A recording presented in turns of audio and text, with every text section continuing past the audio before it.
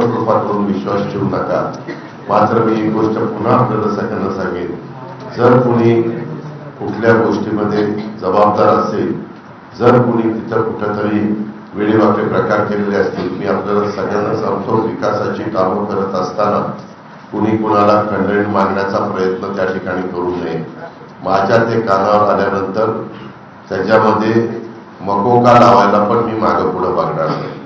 मी कुठल्याही टोकाची भूमिका घेईन.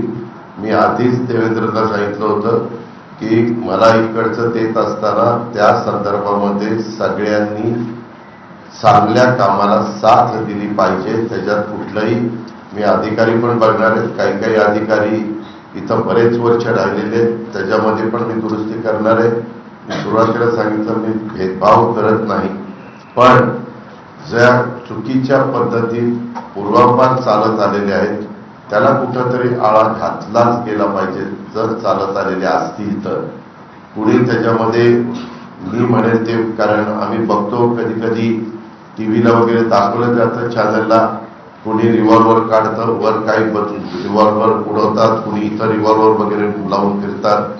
मी डिपार्टमेंटला सांगणार आहे, जे कुणी वर रिव्हॉल्वर वापरून फिरेल त्याचं लायसन कॅन्सल करायचं.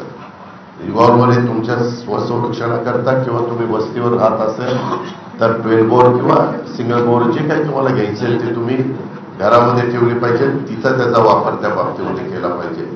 हे जे रीळ तुमचे बनतात ना, ते पण मी खपून घेणार नाही. मी सगळ्या